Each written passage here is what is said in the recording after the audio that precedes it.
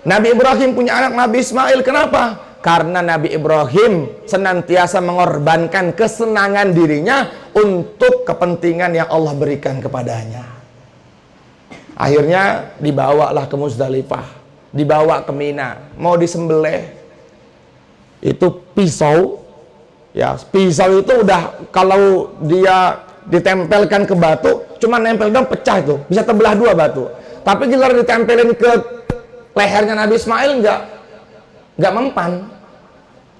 Masya Allah. Allah berfirman kepada pisau, ya sikin la taqtalah ma Ismail. Wahai pisau, kamu jangan sekali-kali potong lehernya Ismail ya. Pertolongan Allah. Kayaknya menyusahkan buat Nabi Ibrahim, betul nggak? Kayaknya menyusahkan. Tapi dibalik itu semua, Nabi Ismail diangkat oleh Allah Subhanahu wa Ta'ala menjadi Rasul. Kata para ulama, Nabi Ismail diangkat oleh Allah menjadi Rasul ketika kapan? Ketika di usia umur 13 tahun. Saat pisau menempel di leher.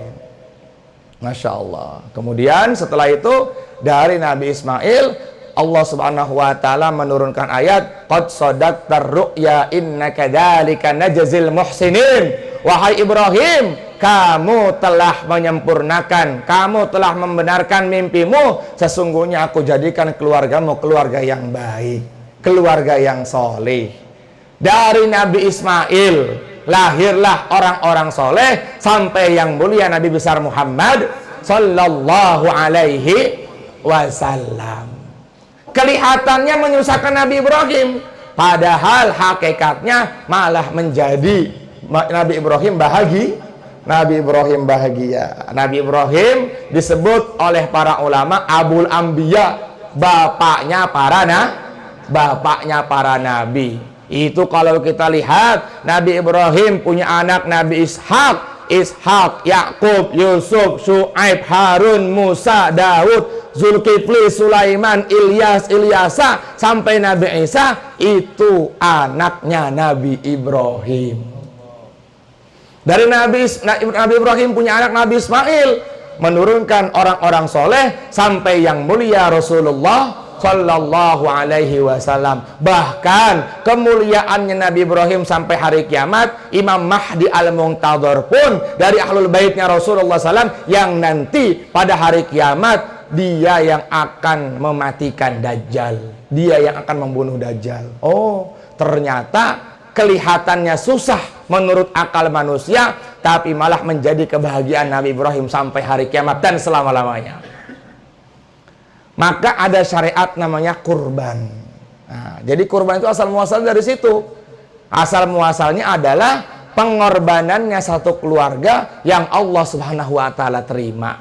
Karena apa? Karena mereka meyakini Allah dengan sepenuh hati dan keikhlasan dalam hatinya. Nggak mikir-mikir pokoknya. Kalau sudah perintah Allah, kerjakan. Jangan ditawar. Kalau sudah perintahnya Rasulullah, kerjakan, jangan ditawar. Kalau kita nih sekarang, Nabi mengatakan barang siapa yang bersedekah hartanya, maka Allah akan ganti dengan berlipat-lipat. Masih mikir kita sekarang. Ada ayat turun, lang tanalul birra hatta tunfiqu mimma tuhibbun. Ayat itu turun ketika para sahabat agak sedikit ngepel buat harta yang dia cintai. Maka ketika ayat itu turun, ada seorang sahabat namanya Abu Talhah. Beliau ini paling banyak, mas, pohon kurmanya paling banyak di kota Madinah pada saat itu.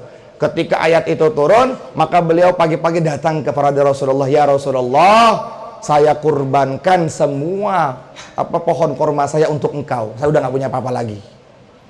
Itulah cintanya para sahabat kepada janjinya Rasulullah sallallahu alaihi wasallam. Gak mikir-mikir lagi. Para sahabat itu betul-betul gak mikir lagi.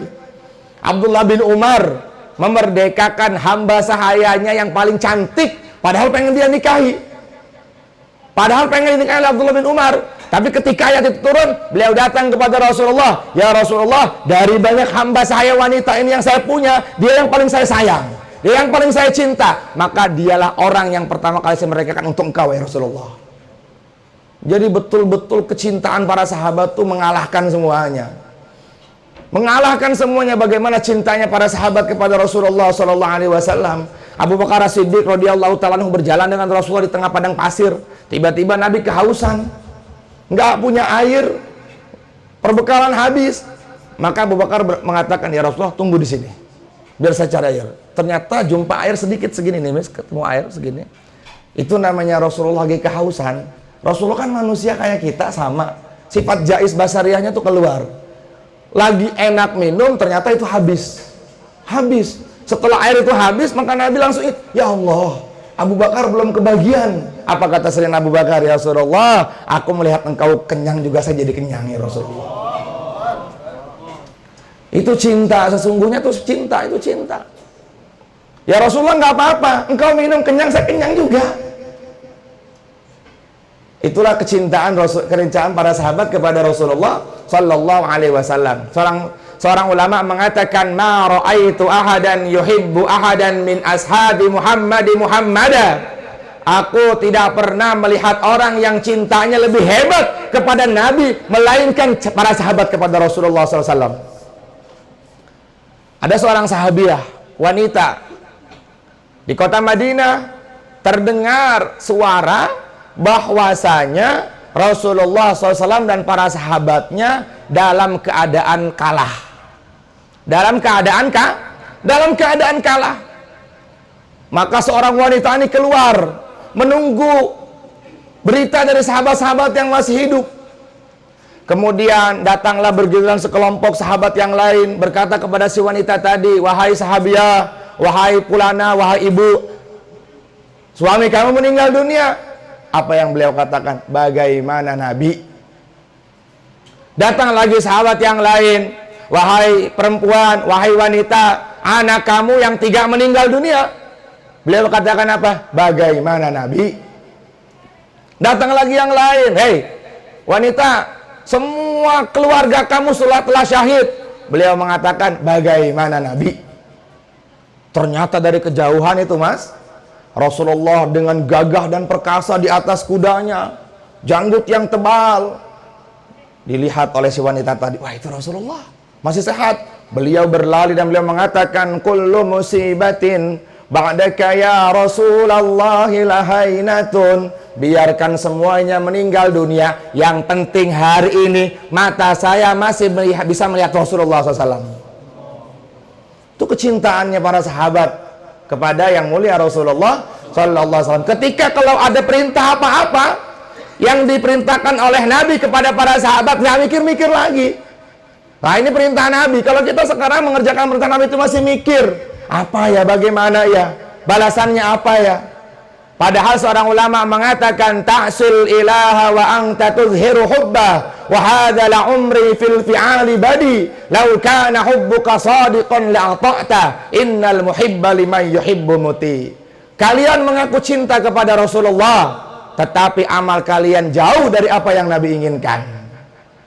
Padahal orang yang betul-betul cinta, pasti dia akan rela mengorbankan sesuatu untuk orang yang dia cintai. Nabi Ibrahim cintanya besar kepada Allah, sehingga Nabi Ibrahim berani mengorbankan anaknya untuk disembelih. Yang penting Allah cinta kepada saya. Gitu harus punya pikir itu seperti itu. Bagaimana Allah ridho, bagaimana Allah sayang. Jangan bagaimana bos saya sayang. Disayang bos mah paling sebulan, 2 bulan, setahun, 2 tahun, punya masalah sedikit dimusuhin.